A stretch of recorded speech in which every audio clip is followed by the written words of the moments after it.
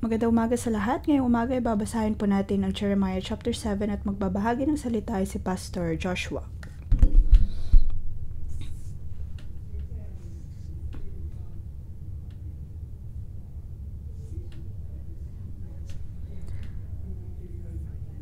Si Zedekiah, ang anak ni Haring Josiah, ay naging hari sa Judah.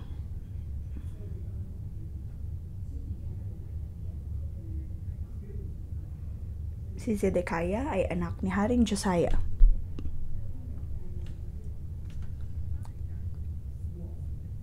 At ang hari ng Babylon ang siyang nagdesisyon na gawing hari si Zedekiah.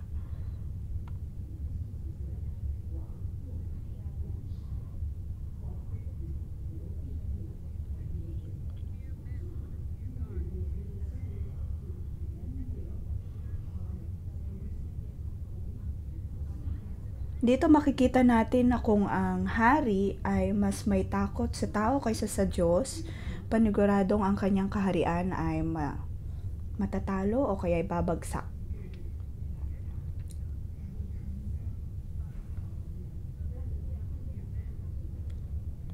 Gayong mayroon kaunting banal na takot si Zedekiah sa Panginoon, naroon pa rin na mas takot siya sa tao.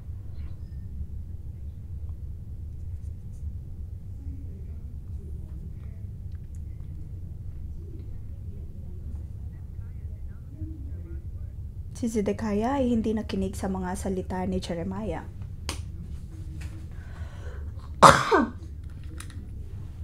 Dahil para sa mga pinuno at maging sa mga iba pang mga propeta, si Jeremiah ay kanilang kalaban.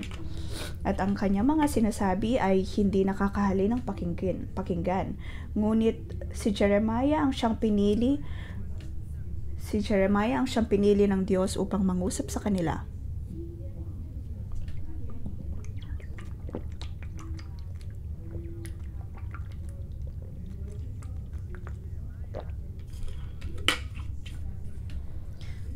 Si Jeremiah mula chapter 34 hanggang 38, nabanggit po doon ang tungkol kay Jehoiakim at Zedekiah.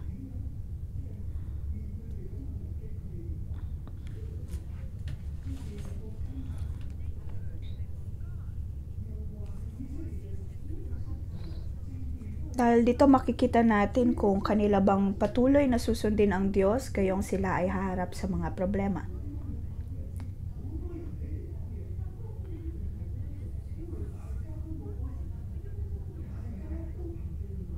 Sa mga huling araw ay may maraming propeta, ngunit ang mga tao ay hindi makagawa ng desisyon dahil hindi nila alam kung sino ang kanilang susundin.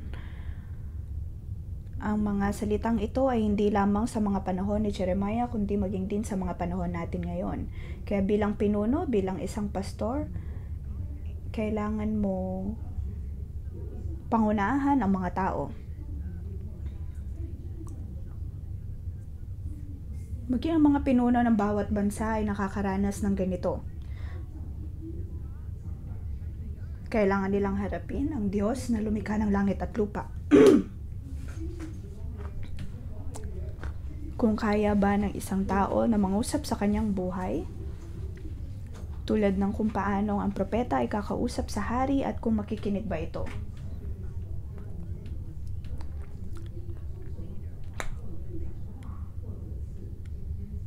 Ang katanungan ay kung ang pinunong ito ay makikinig nga ba sa salita ng Diyos o makikinig sa mga tao.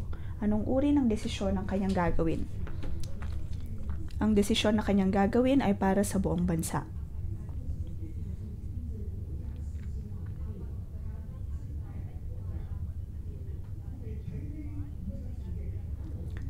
Sa kanila nakasalalay kung ang isang bansa ba ay magtatagumpay o mabibigo.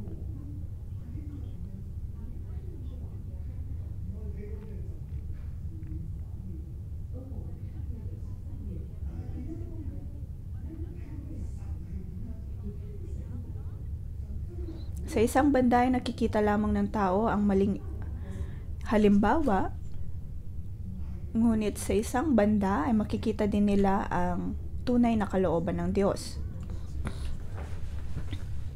Ang tanging kalooban nga lang ba ng Diyos ay ang sirain sila? O naroon din ang kanyang pagpapaalala para sa kanila? Dahil ayaw din naman ng Diyos na parusahan silang tuluyan. Ngunit bandang huli ang Jerusalem ay nasira, hindi dahil iyon ang unang pasya ng Diyos.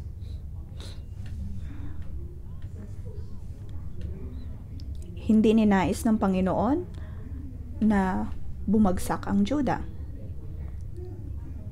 Kung tutuusin ay binibigyan niya sila ng biyaya at ng pagkakataon upang magsisi sa kanilang mga kasalanan. Dumating lamang ang pagpaparusa dahil sa labis nilang pagkakasala.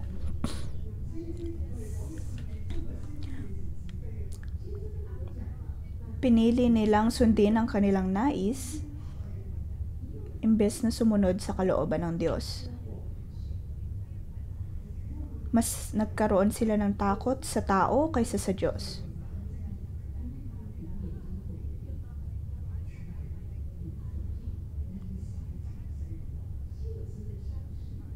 Mas tinignan nila ang kapaligiran at ang kondisyon ng paligid sa kanilang paggawa ng desisyon. Ang tao ay sadyang ganito. At ang mga salita naman ng Diyos ay hindi nila pinakinggan.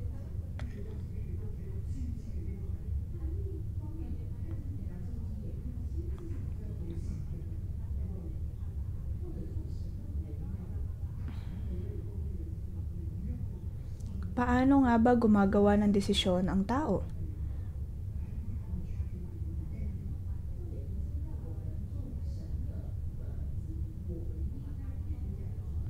Mga taong sumusunod sa Diyos at nagkikinig sa Diyos. At tayo bilang mga lingkod ng Diyos, paano pa tayo gumagawa ng desisyon sa ating mga buhay? Sa buhay ni Jeremiah, makikita natin na bilang lingkod ng Diyos, nakita natin kung ano ang kanyang kailangang isakripisyo para masunod ang kalooban ng Diyos. Sa pagbabasa po natin ng kabanatang ito, makikita natin ang iba't ibang mga pananaw. Ang pananaw ng hari, ang pananaw ng Diyos, at ang pananaw ng lingkod ng Diyos. Paano natin tatanggapin ang mga katotohanan ito?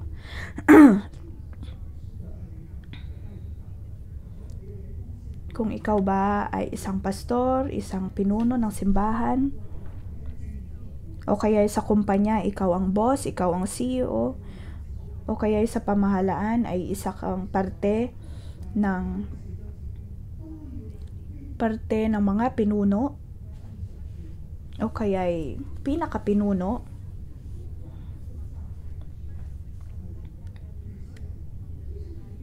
maaari mong basahin ang kabanatang ito ayon sa pananaw ng hari.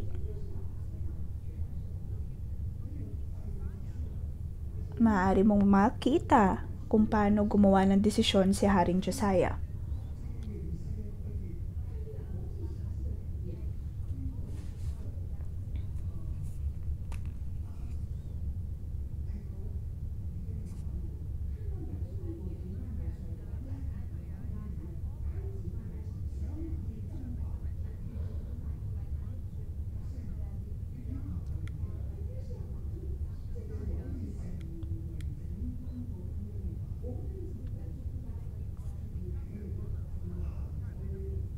Makikita natin na ninais ni Josiah na maghari sa buong Middle East. Sinubukan niyang pigilan si Faraon. Nais niyang maging mas malaki at mas makapangyarihan, ngunit siya ay namatay. At ang Juda nga ay takot na takot, kung kaya sila ay nagkagulo. At ang Ehipto ay lumakas din. Ganitong uri ng politika ay nangyari. Pagkatapos, pinatay ni Faraon si Haring Josiah.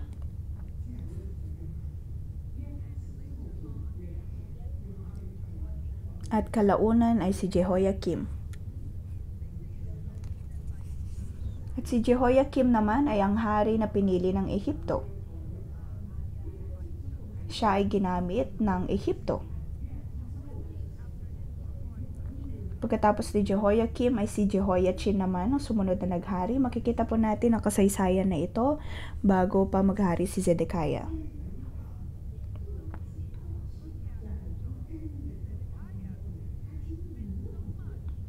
Si Zedekiah ay nakaranas ng maraming mga bagay.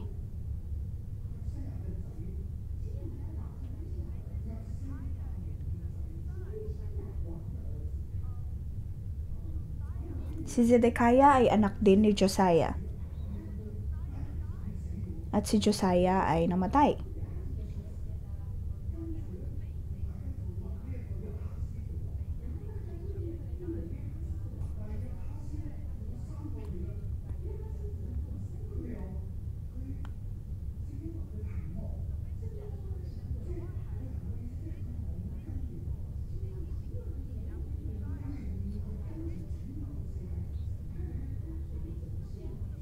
Matapos ang panahon ni Josiah, sumunod na naghari si Jehoahaz, ngunit siya ay naging masamang hari.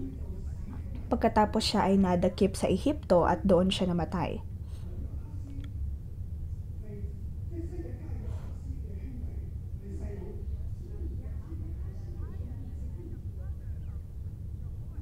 Pagkatapos si Zedekiah naman ay kapatid ni Jehoahaz, at nakita niya ang pagkakadakip ng kanyang kapatid sa Ehipto at kung paanong siya ay namatay doon.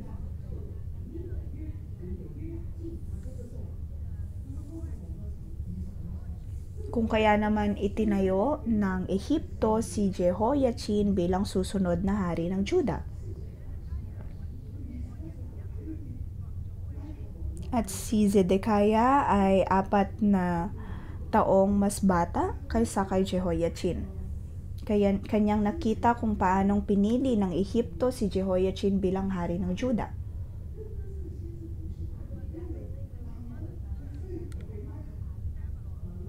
Ngunit ang kapatid niyang ito ay naglilingkod sa Babylon, ngunit bakit siya pinili para sa Ehipto? Iyon ay dahil ang Babylon ay patuloy na lumalakas.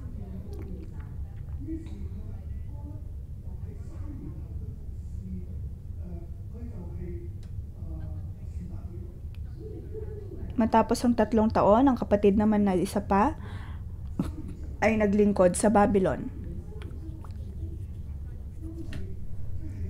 At sa loob ng 3 taon ay pinili niya namang maghimagsik laban sa Babylon. Dahil naroon pa rin ang kalakasan ng Ehipto.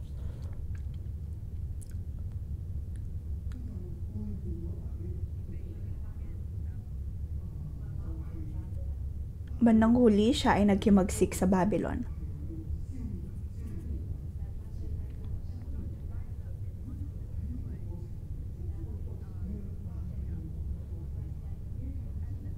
Ang Babylon ay nagsimulang lumakas at ninais na sirain ang Juda.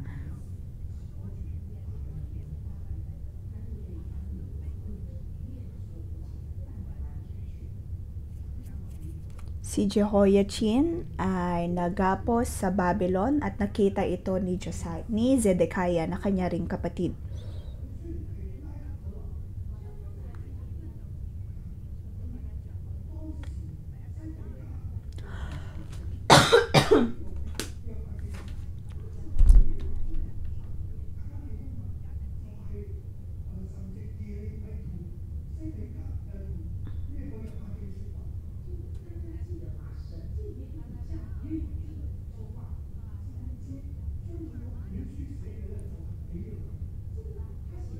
Pinili ng Diyos si Jeremiah upang mangusap kay Jehoiakim.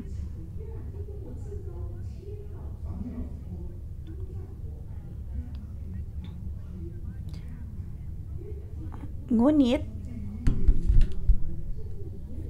ayaw ni Jehoiakim na makinig kay Jeremiah at ang tingin niya kay Jeremiah ay kanyang kaaway.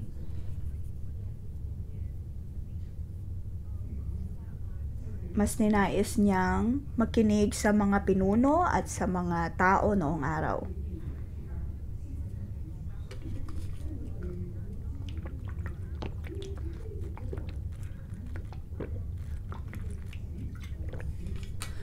Matapos ang kanyang pagkakadakip sa Babylon, sumunod na naghari ay ang anak ni Jehoiakim. Nakita din ito ni Zedekiah. Nakita niya ang paghahari ni Jehoiachin.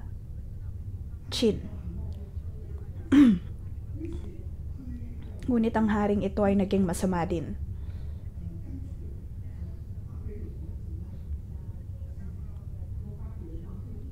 Hanggang sa pinili na ng hari ng Babylon si Zedekiah upang mamuno sa Juda.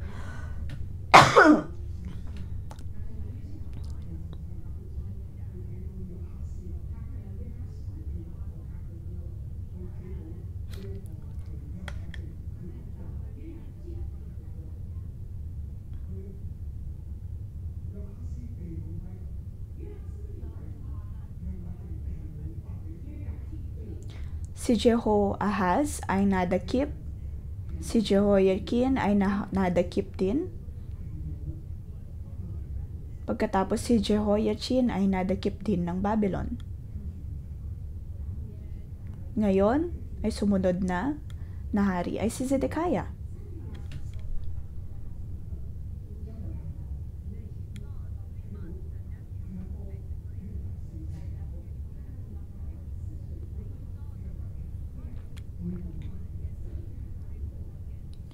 Kanyang nakita kung paano naging masama ang mga naunang hari sa kanya at kung paano sila nabilanggo at namatay.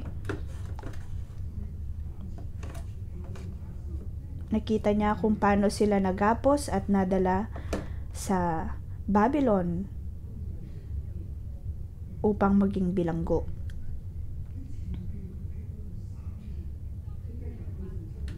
Nakita ni Zedekiah ang tatlong hari na nauna sa kanya, kung paano sila nadakip at kung paano sila nagkasala at nabilanggo.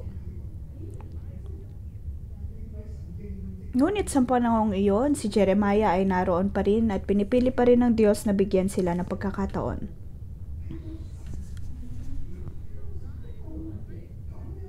Nakita din ni Zedekiah na ang Diyos ay puno ng biyaya at ang Juda ay patuloy pa rin na naroon. At ang Diyos ay patuloy pa rin na nangungusap. Ngunit, ano ang gagawin ni Zedekiah? Kung mangungusap ba ang Diyos, siya ba ay magpapatuloy sa pakikinig? Kung ikaw si Zedekiah, makikinig ka ba sa salita ng Diyos? Kalaunan ay hindi sumunod si Zedekiah. Hindi nakinig si Zedekiah, ngunit nagpatuloy pa rin ang lingkod ng Diyos sa pag-uulat ng kung ano mang sinasabi ng Diyos.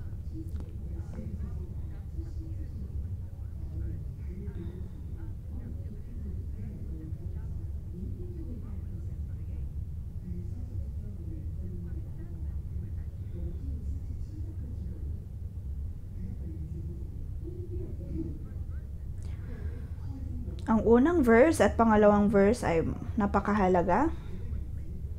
Si Zedekiah na anak ni Haring Josiah ang inilagay ni Haring Nebuchadnezzar ng Babylonia bilang hari ng Juda, kahalili ni Conias na anak ni Haring Jehoiakim.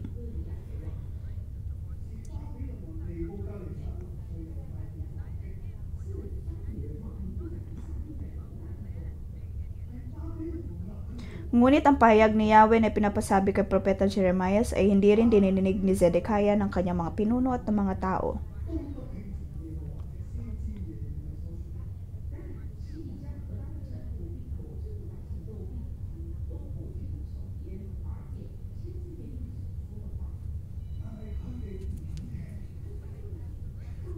Hindi sila nakinig. Pinili pa rin nilang hindi makinig kay Jeremiah.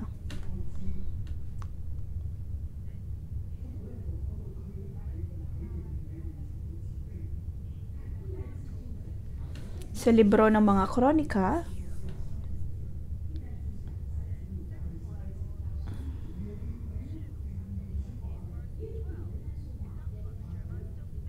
nabanggit doon na si Jeremiah nagpatuloy pa rin sa pangungusap Ngunit si Zedekiah ay naging mapagmataas at hindi nakinig kay Jeremiah.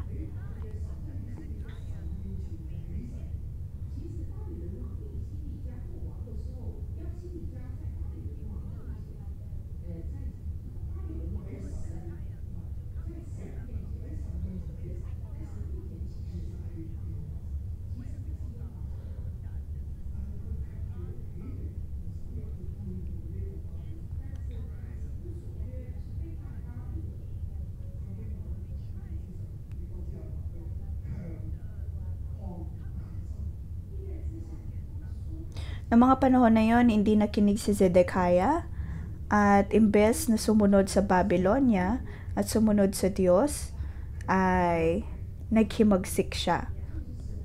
Pinatigas niya ang kanyang puso, ang kanyang ulo, at piniling hindi makinig sa salita ng Diyos.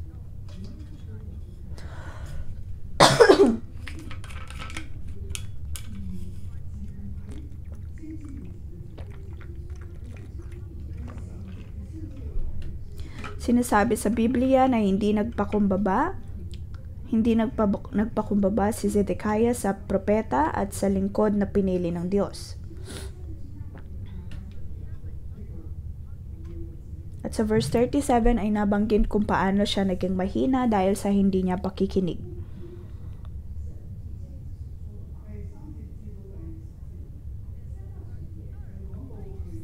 Sa verse 3 hanggang 10, ito ay tungkol sa mga katotohanan at salita ng Diyos na ipinahayag ng propeta.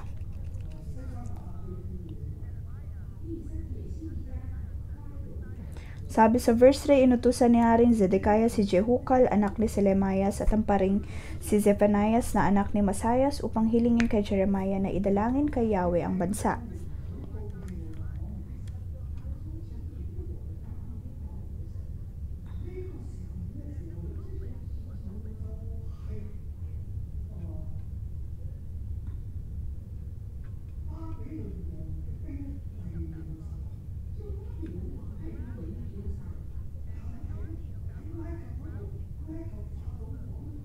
Ang hari ng Babylon at ang hukbo ng Babylon ay naroon na sinasakop o kaya pinalibutan upang palibutan ang Jerusalem.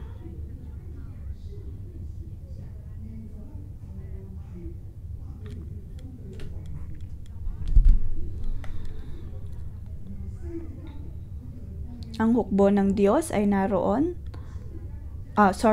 hukbo ng Babylon ay naroon na sinasakop o kaya pinapalibutan ang Jerusalem.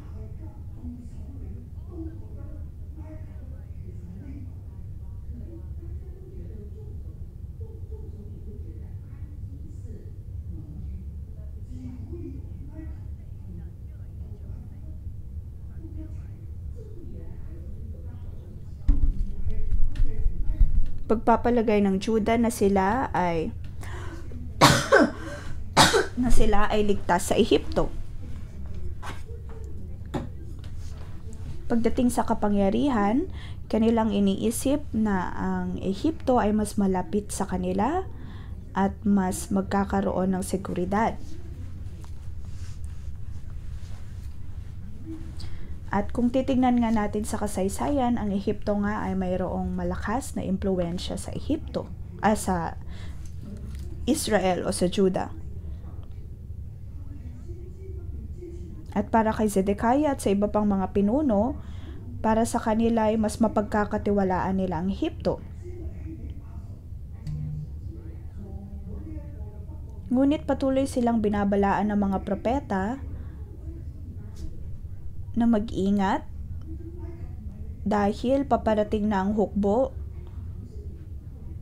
mula sa iba pang mga kaharian at huwag umasa sa Ehipto. Ang Ehipto ay sirang sisidlan, hindi sila matutulungan at hindi dapat sila dumepende sa Ehipto. Kailangan nilang makinig sa salita ng Diyos. At kung hindi sila makikinig, Patuloy na lalakas ang Babylon at siya namang sasalakay sa Juda o Jerusalem.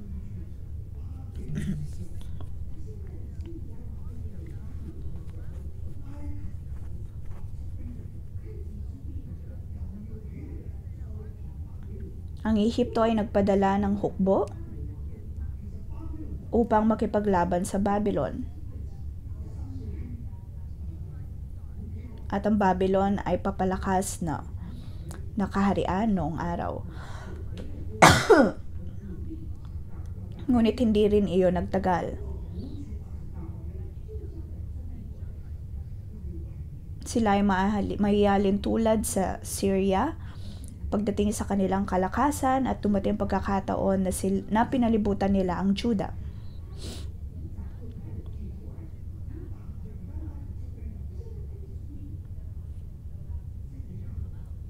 Pagkatapos ang Juda ay humingi ng tulong sa Ehipto. Si Zedekiah ay humarap sa problema.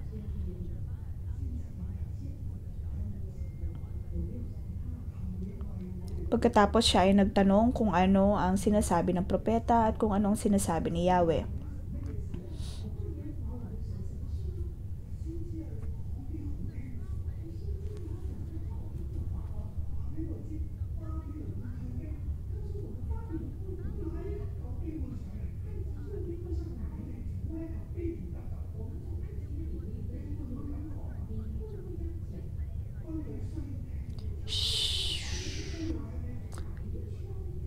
Si Zedekiah ay humingi ng mga salita mula sa propeta at mula kay Yahweh na kung maaari ba ay makatanggap sila ng pagpapalakas mula sa kanya.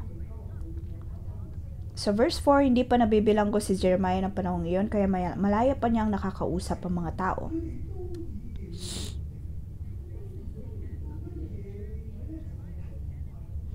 Dahil ang tingin nila kay Jeremiah ay kanilang kaaway. Ang tingin nila kay Jeremiah ay taksil dahil lagi niyang sinasabi na dapat silang sumuko.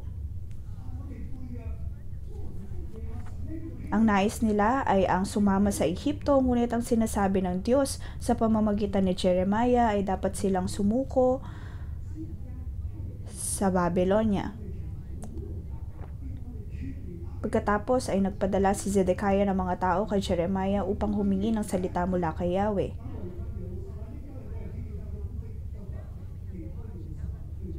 Samantala, lumabas na ng Ehipto ang hukbo ng Faraon upang tumuloy sa Juda. Nang mabalitaan ito ng hukbo ng Babylonia na sumalakay sa Jerusalem, iniwan muna nila ito upang harapin ang mga Ehipsyo. Dumating si Faraon.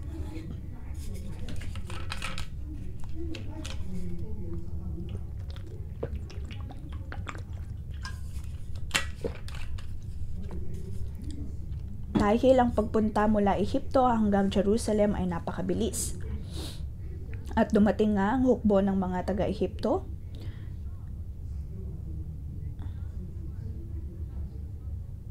At ang salita ni Yahweh ay dumating kay Jeremiah.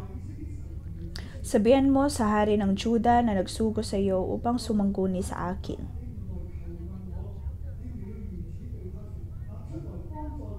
Ang hukbo ng Faraon na inasahan mong darating upang tumulong sa inyo ay babalik sa Ehipto at ang mga taga-Babylonia ay babalik. Muli nilang sasalakayin ang lungsod, sasakupin at susunugin. Akong si Yahweh nagbabala sa iyo. Huwag mong dayain ang iyong sarili, huwag mong akalaing ligtas ka na sa mga taga-Babylonia, tiyak na babalik sila.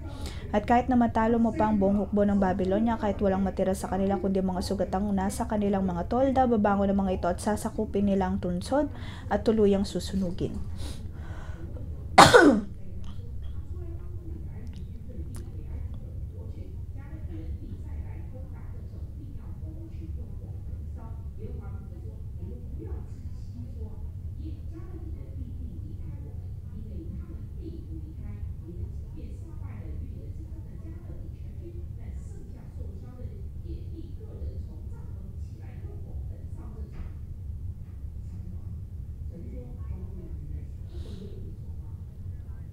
Sinasabi ng Diyos sa pamamagitan ni Jeremiah na huwag niyang dayain ang kanyang sarili. Huwag dayain ni Zedekiah ang kanyang sarili Huwag nilang aakalain na ligtas na sila sa mga taga-Babilonya.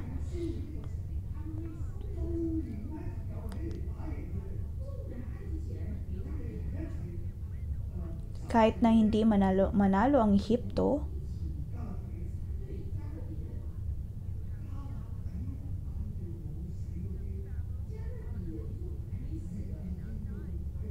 maaaring mapatay nila ang ilan sa mga hukbo ng mga taga-Babilonya, ngunit titindig pa rin o kaya babangon ang mga iyon at sasakupin ang kanilang lungsod at susunugin maging ang kanilang lungsod.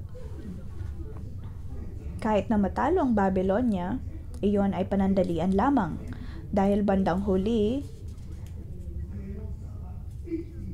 kanila pa rin masisira ang Jerusalem.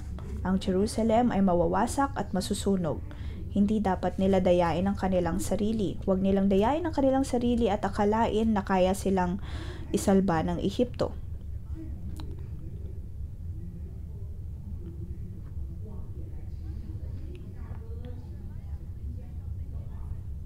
Bakit hiniling ng hari kay Jeremiah na magsabi ng mas magagandang salita? Iyon ay para hindi siya mabilanggo, hindi siya masaktan.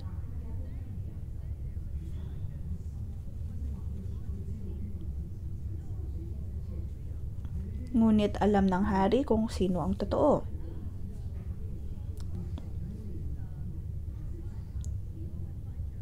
Hindi siya dumulog sa mga propetang sinungaling bagkus ay lumapit kay Jeremiah. Iyon ba ay dahil takot siya sa Diyos? Takot siya sa katotohanan na sinasabi ng Diyos? Ngunit ang totoo nun, sa kanyang puso ay mas takot siya sa mga pinuno.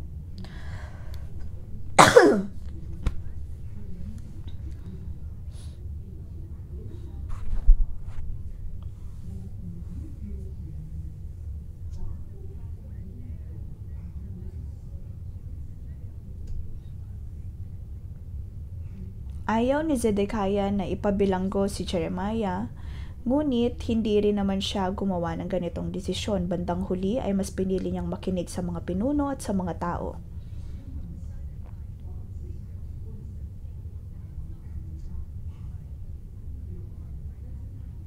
Nais ng hari na dumulog kay Yahweh, ngunit mas takot siya sa mga tao kung kaya taliwas pa rin ang kanyang puso at taliwas ang kanyang mga ginagawa.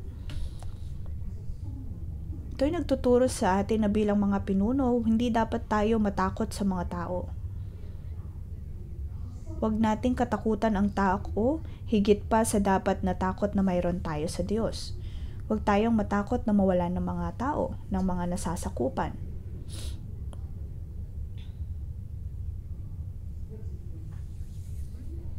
Sa verse 11 hanggang 16,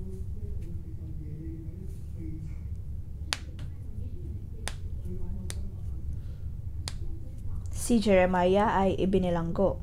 Sinabi ni Jeremiah ang katotohanan pagkatapos siya ay nadakip at ibinilanggo, nilagay sa isang napakapangit at di kagandahang lugar.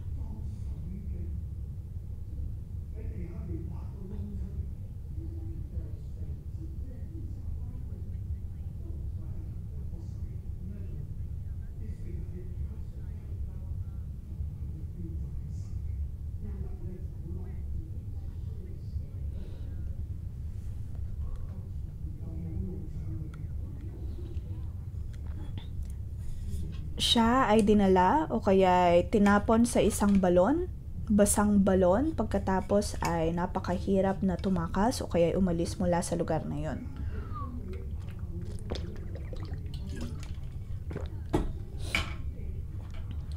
Verse 12, binalak ni Jeremiah na pumunta sa lupain ng Benjamin para kunin ang kanyang bahagi sa ari-arian ng kanyang sambahayan. Ngunit pagsapit niya sa pintuan ng Benjamin, pinigil siya ng pinuno ng pintuan na si Irichas, anak ni Selemias at apo ni Hananias, at sinabi, tumatakas ka upang kumampi sa mga taga-Babylonia, sabi sa kanya.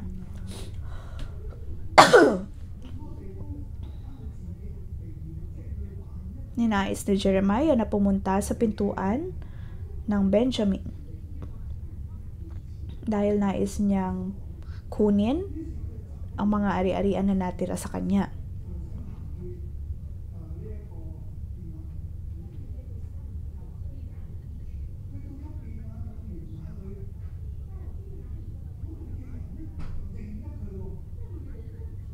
Pagdating niya doon ay nakilala siya ng mga tao.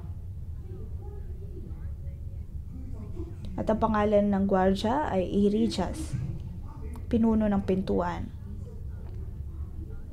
Kanyang pinigil si Jeremiah at sinabi sa kanya, "Tumatakas ka upang kumampi sa mga taga-Babylonia." Verse 14, sumagot si Jeremiah, "Hindi totoo ang bintang mo, hindi ako kumakampi sa kanila." Subalit ayaw maniwala ni Irias, tinakip niya si Jeremiah at dinala sa mga pinuno. Galit na galit ang mga ito kay Jeremiah, siya'y ginulpi sa kabinalanggo sa bahay ni Jonathan, ang kalihim ng hari. Ang bahay niya ay ginawang bilangguan, ikinulong si Jeremiah sa isang selda sa ilalim ng lupa at matagal na pinigil doon.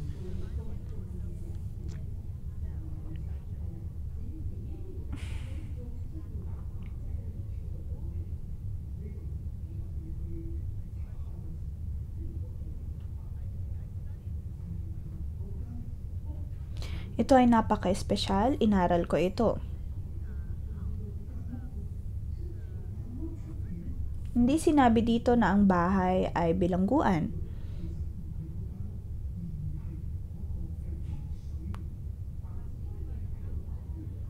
Ngunit sa labas ng tirahang iyon ay hindi talaga tirahan, bagkus ay bilangguan.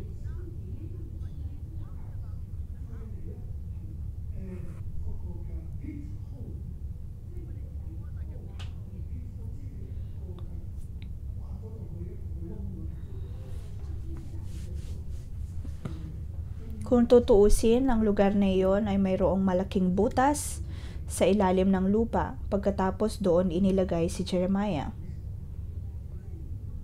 Sabi sa verse 16, ikinulong si Jeremiah sa isang selda sa ilalim ng lupa at matagal na pinigil doon. Siya ay naroon ng mahabang panahon.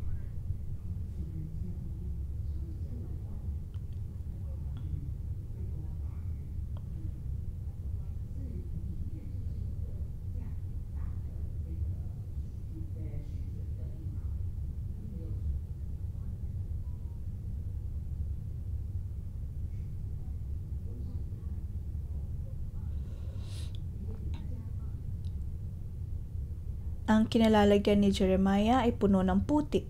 Paano siya matutulog? Paano siya dudumi? Paano siya kakain? Nasa ng tubig? Wala.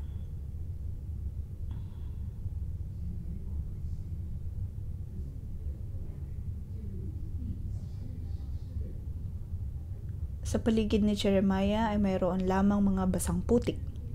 Siya ay naroon ng kung ilang araw.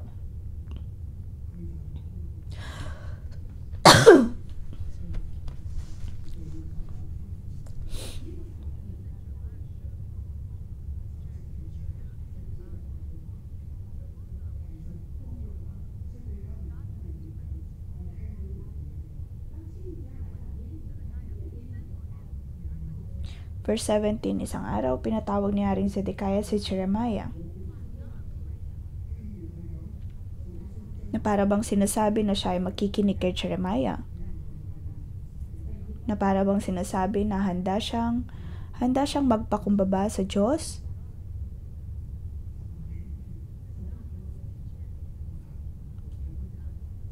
at para bang hinihiling sa Diyos na bigyan muli siya ng pagkakataon. Ang Diyos ay nangusap kay Jeremiah. Ang Diyos ay patuloy na nagbibigay ng pangalawa, pangatlo, hanggang sa kung ilang pagkakataon para kay Zedekiah. Ngunit nakita ni Zedekiah ang nangyari sa kanyang mga kapatid, sa kanyang ama, sa kanyang pamangkin, kung paano sila umasa sa Ehipto, at kung paano ang pag-asa sa kanila ay walang katuturan.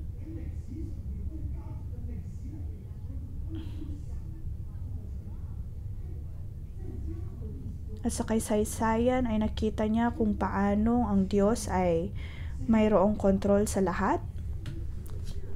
Nakita niya ang 4 na hari na dumulog sa ibang mga kaharian.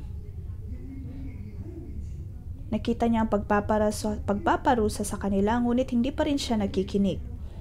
Ngayon, naroon si Jeremiah. Nangungusap ang Diyos sa pamamagitan ni Jeremiah, ngunit si Zedekiah ay hindi pa rin tumatalikod sa kanyang kamalian. Hindi siya nagpapakumbaba. Higit siyang takot sa mga tao kaysa sa Diyos. Alam niya na buhay ang Diyos.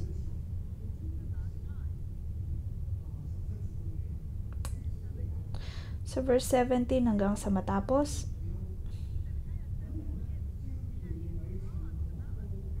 isang araw pinatawag ni Haring Zedekiah si Jeremiah at pagdating nito ay kanyang palihim na tinanong, "May pahayag ka ba mula kay Yahweh?"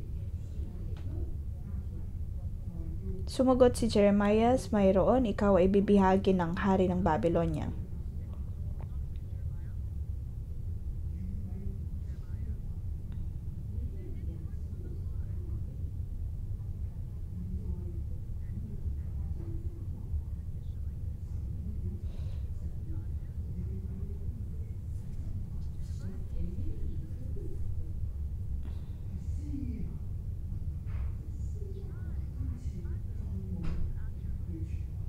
Sinubukan ni Zedekiah na makipag-usap kay Jeremiah ng palihim. Hindi niya ginamit ang mga pinuno upang mangusap kay Jeremiah. Bagkus siya mismo ang kumausap kay Jeremiah.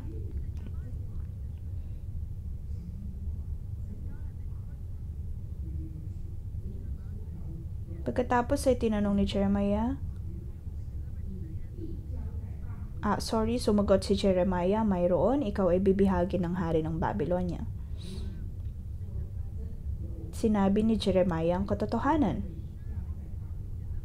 Ikaw ay bibihagi ng hari ng Babylonia.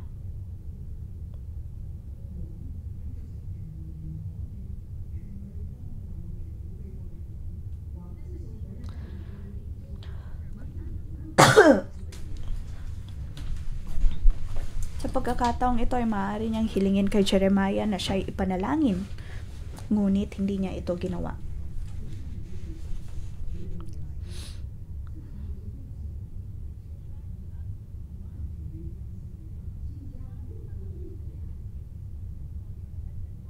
Pagkatapos ay tinanong ni Jeremiah, "Anong kasalanan na nagawa ko sa iyo, sa iyong mga pinuno, sa mga taong bayan na kayo ipinabilanggo? Nasaan ngayon ang iyong mga propeta na nagsabi sa iyo na hindi sasalakayin ng hari ng Babylonia ang bansang ito?"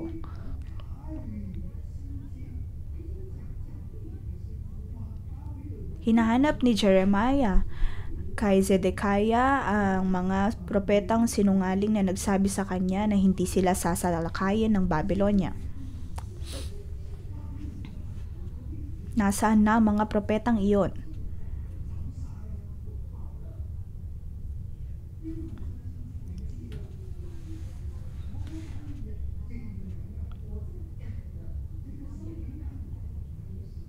Kaya sinabi niya sa verse 20, "Mahal na hari, sinasamo kong pakinggan mong kahilingan ko, wag na po ninyo akong ibalik sa bahay ni Jonathan. Bahay ni Jonathan na iyong kalihim, ako po'y tiyak na mamamatay doon."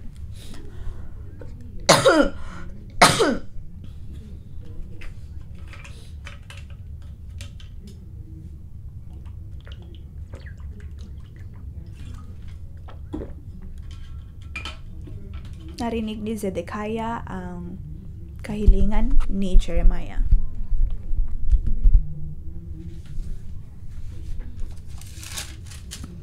Kaya iniutos ni Haring Zedekiah na dalhin si Jeremiah sa himpilan ng mga bantay at dalhan siya roon ng 1 pirasong tinapay araw-araw hanggang maubos ang lahat ng tinapay sa lungsod. Kaya sa himpilan ng mga bantay na natili si Jeremiah. Si Zedekiah ay napakahina sa lahat ng aspeto. Sa tuwing kinakaharap niya si Jeremiah, mayroon siyang pagkakataon na makinig. Maaari siyang magpasya na siya'y tulungan ng Diyos, ngunit dahil siya ay takot sa mga tao, takot sa mga pinuno,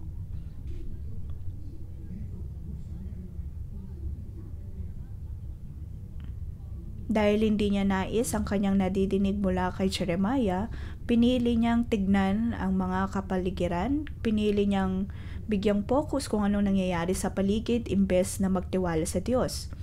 Bilang mga pinuno, hindi dapat po tayo natatakot sa ating mga cell member.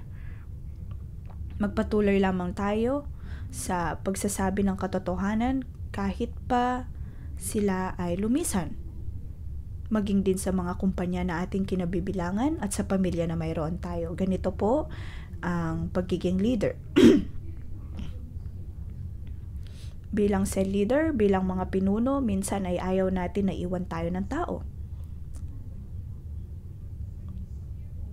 Ngunit kailangang magkaroon tayo ng masigit na banal na takot sa Diyos kaysa takot sa tao. Paniwalaan ng Diyos imbes na tignan ang kapaligiran. Paniwalaan ang lingkod ng Diyos sa kanilang pagsasabi ng totoo. Ang Diyos ay magbibigay sa atin ng biyaya. Kahit na napakahirap, ngunit alam natin na ang Diyos ay totoo at ang Diyos ay nagbibigay ng habag at biyaya.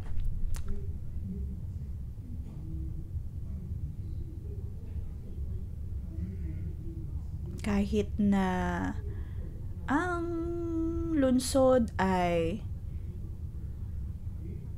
natalo,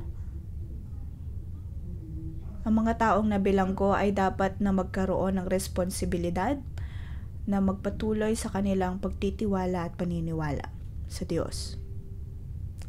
Amen.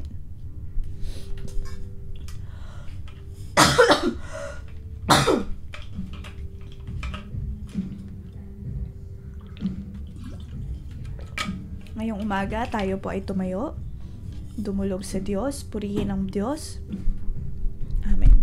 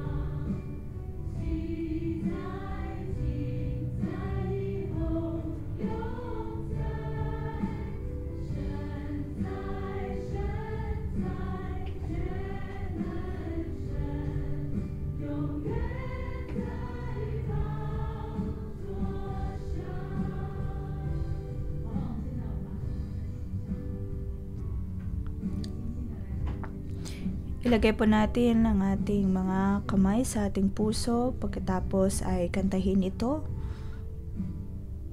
Kung atin nga bang nilalagay ang Diyos sa ating mga puso.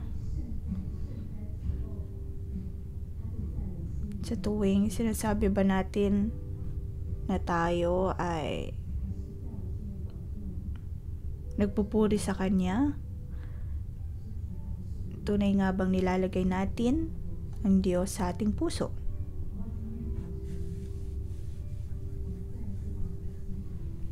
O naroon na mas takot tayo sa tao, takot sa opinyon ng iba?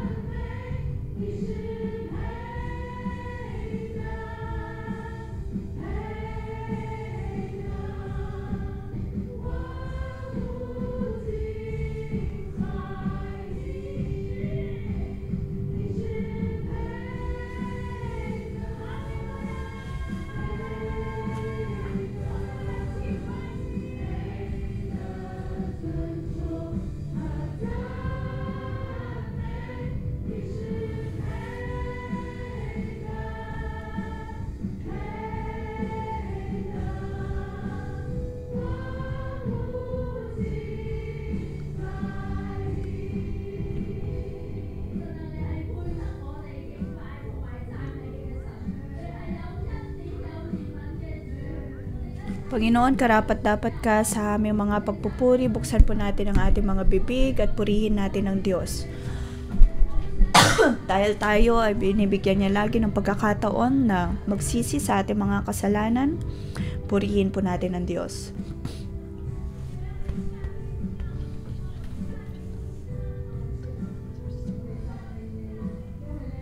Panginoon, pinapasalamatan ka namin dahil binibigyan mo kami ng habag at biyaya.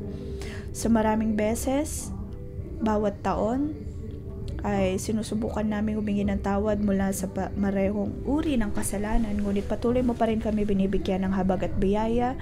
Patuloy mo kami tinutulungan upang kami makadulog sa iyo.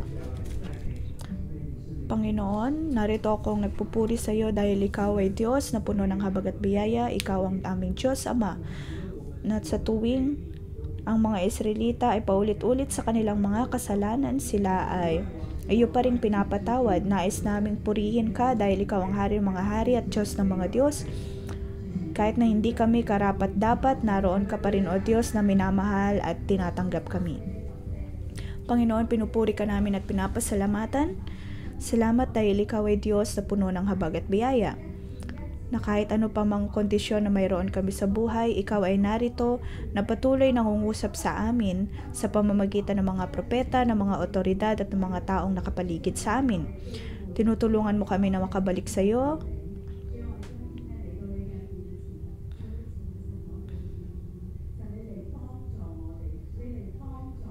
Panginoon, naway tulungan mo kami.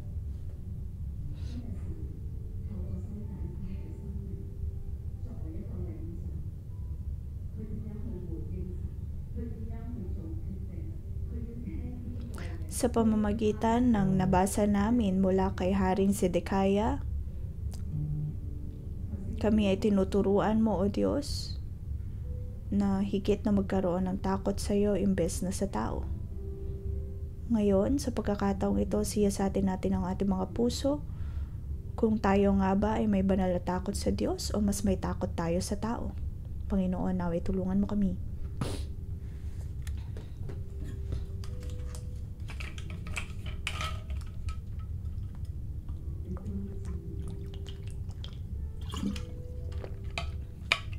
Mangusap ka sa amin, O Diyos, at magliwanag ka sa amin.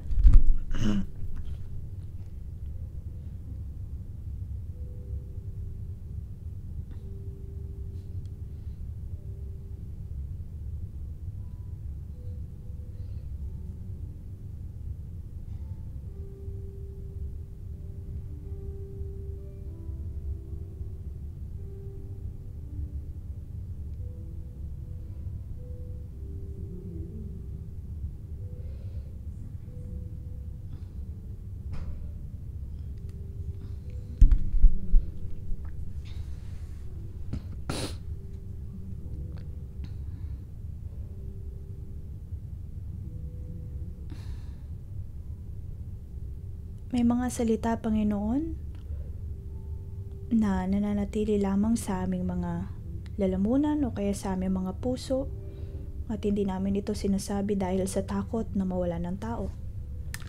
Dahil sa takot sa tao.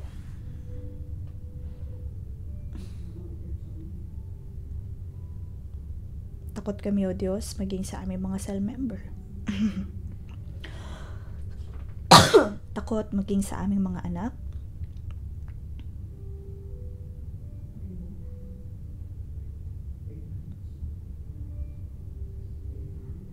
Takot na magkaroon ng limitasyon.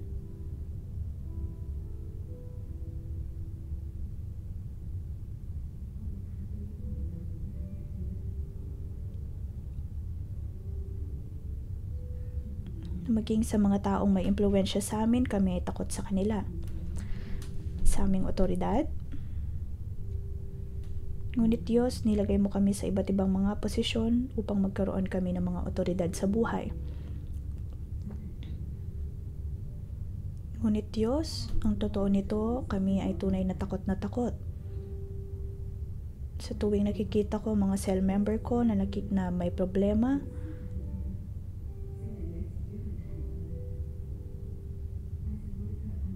binibigyan ko lamang sila ng pagkakataon ng ikit pang panahon. Pagkatapos ay ipapanalangin na Banal na Espiritu ang tumulong sa kanila, ngunit hindi ko ginagawa ang aking tungkulin bilang otoridad na mangusap sa kanila.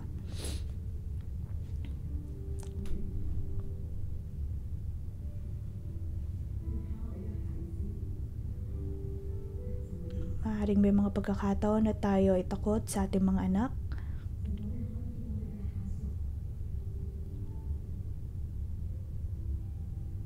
O kaya nakikita maging ang aming mga katrabaho.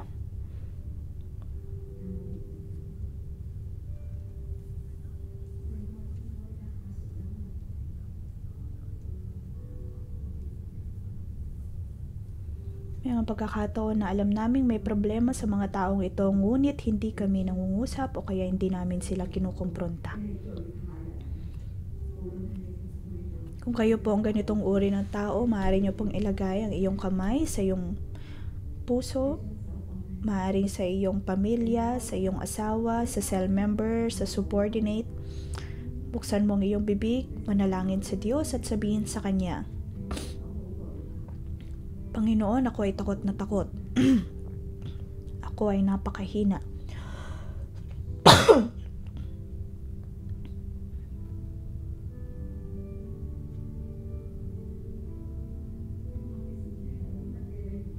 Sabihin mo sa Diyos kung ano mga bagay na takot kang sabihin.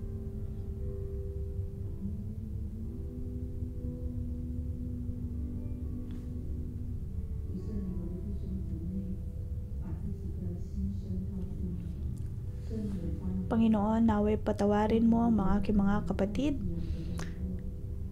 Panginoon, naway gamitin mo ang kalakasan na nagmumula sa iyo upang mapalitan ang mga takot sa aming puso.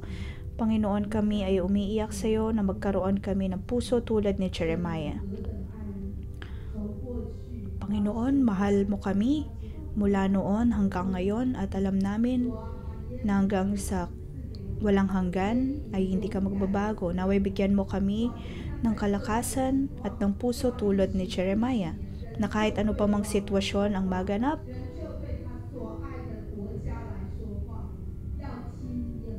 naroon na patuloy ka pa rin mangungusap sa amin. Kami ay makikinig sa iyo, O Diyos, at matulungan ang iba na manumbalik sa iyo, na kahit na dumating ang mga sakuna, ang mga kaaway, maaaring takot kami na sabihin ang mga bagay na ito, wala kaming kalakasan na ipahayag ang mga ito. At tuwing nakakakita kami ng mga mahirap na sitwasyon, kami ay nasisindak. Ngunit Panginoon, naway tulungan mo kami. Ang Banal na Espiritu mo, O Diyos, ang pumuno sa amin. Bigyan mo kami ng kalakasang loob.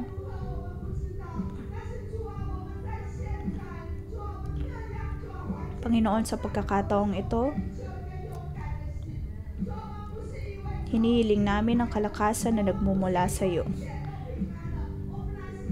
Hindi namin ito sinasabi upang lisanin kami ng kaaway o kaya ng mga problema, kundi dahil kami ay nananampalataya at naniniwala sa iyo. Atin pong ipanalangin na ibigay ng Diyos sa atin ang malakas na pananampalataya, ang kalakasan na sumunod sa kanyang mga salita, at sumunod sa kanyang kalooban.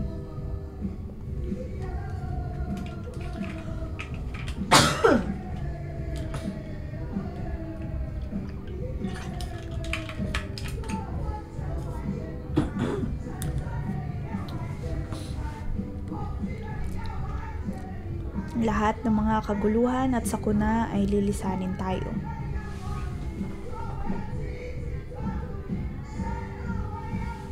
Panginoon, kami ay tumitingala sa iyo dahil ikaw lamang ang Diyos na makatutulong sa amin.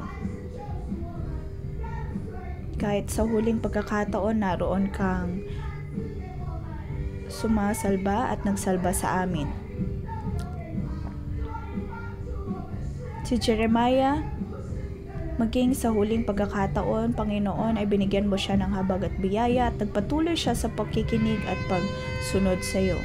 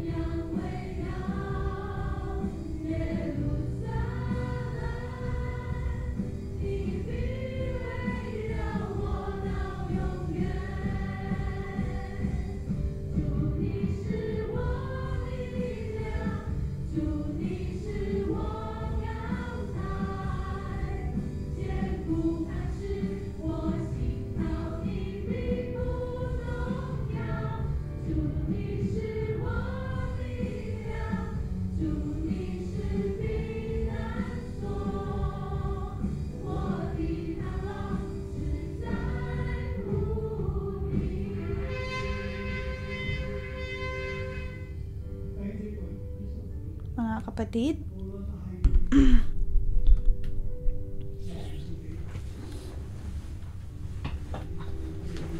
ikaw man ay hari o pinuno, o tulad ni Jeremiah na lingkod ng Diyos, o mga pinunong nasa kapaligid.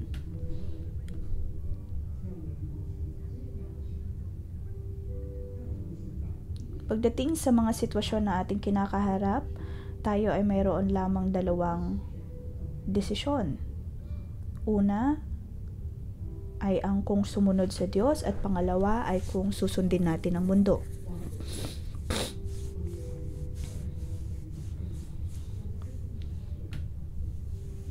Sa nabasa natin, ang pagpapasya ng hari, mas pinili niyang sumunod sa mundo imbes na sa Diyos. Di tulad ni Jeremiah, na pinili niyang sumunod sa Diyos hanggang sa katapusan.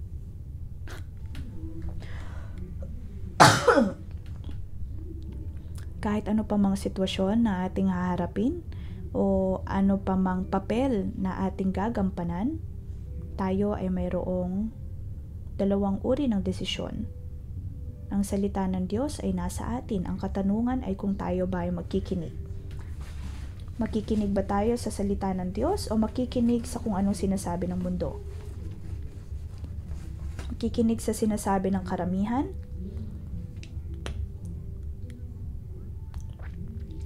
O maging tulad ni Jeremiah,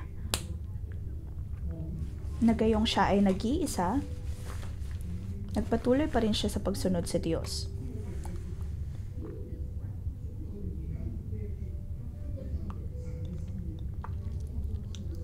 Hindi niya piniling sumunod sa tao, bagkus ay sumunod sa Diyos.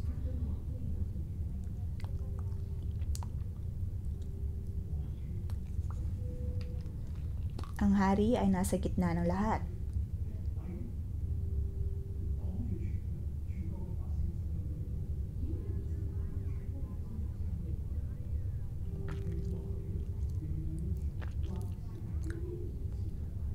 Ang Diyos ay nakay Jeremiah.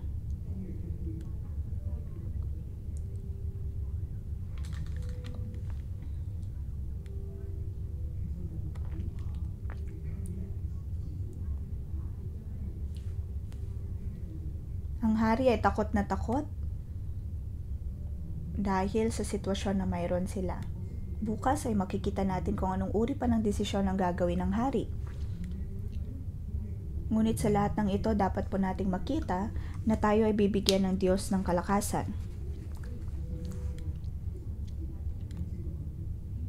At tulad ni Jeremiah, maaaring tayo ay magkakaroon ng sakripisyo. Ngunit kahit ano pa mang sitwasyon na mayroon tayo, lalo na ngayon, sa panahon ngayon, ang katanungan ay kung sino ang ating pinapakinggan. Kung tayo ba ay makikinig sa tao, sa mga pinuno, o kaya sa ating mga kaibigan, o handa po ba tayong makinig sa salita ng Diyos? Kung tayo ay magiging tulad ni Jeremiah na susundin ang salita ng Diyos, maaaring maharap natin ang presyon mula sa buong mundo. At para bang tayo ay kaaway ng lahat ng tao, ngunit tayo ay kaibigan ng Diyos, tayo ay kanyang lingkod.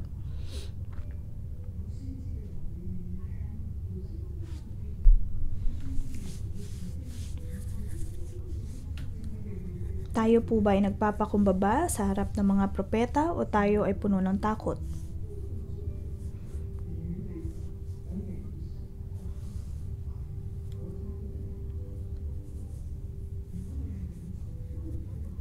Kung tayo po ay mga pinuno, mga leader, atin po bang tinatanggihan ng Diyos pagkatapos ay sumusunod sa mundo? Mga anak, ilagay ninyo ang inyong mga kamay sa inyong puso. Banal na Espiritu, naway tulungan mo kami. Ang mga sitwasyon na aming kinakaharap ngayon, tulungan mo kami, O Diyos, na magkaroon ng malambot na puso upang hindi kami magkaroon ng matigas na ulo at matigas na puso.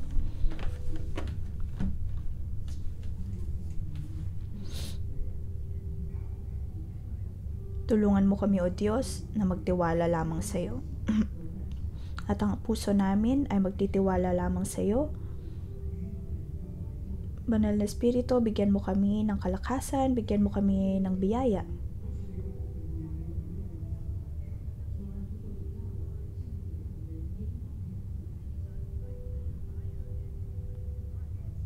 Na kung kami ay yung tatratuhin tulad ni Jeremiah kung paanong siya ay kailangan magsikripisyo, kami nga ba ay handa na sumunod pa rin sa iyo? Sa pamamagitan ng kapangyarihan ng Banal na Espiritu.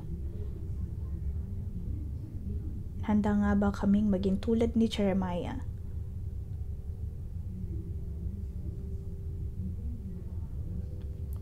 Kung ikaw ay handa na maging tulad ni Jeremiah, maaari mong itaas ang iyong kamay. Ito ay mahirap, ngunit kasama natin ang Diyos. Tayo ay mayroong Diyos na panghabang buhay. Sa ating pagtaas ng ating mga kamay, ay dapat po tayong magsakripisyo ng mas marami ding bagay. Panginoon, narito kaming itinataas ang aming mga kamay. Kami ay handang sumunod sa iyo upang iyong maging mga lingkod. Panginoon, bigyan mo kami ng biyaya at iyong iligtas ang aming mga buhay.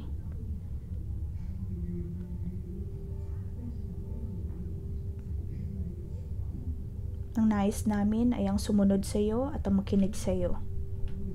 Tulad ng Panginoong Hesus,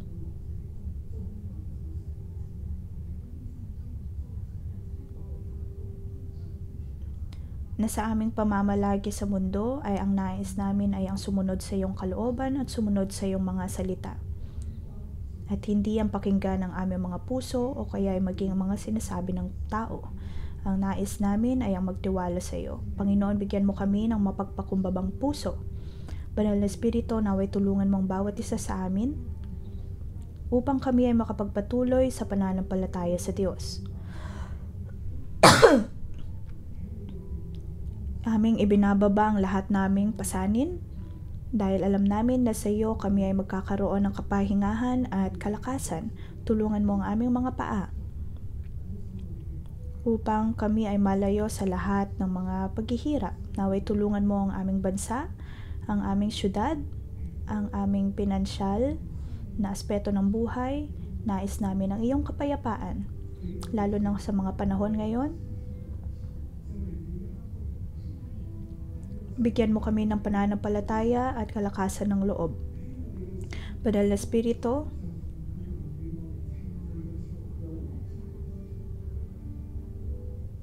naway palambutin mo ang aming mga puso upang kami ay makapakinig sa iyo.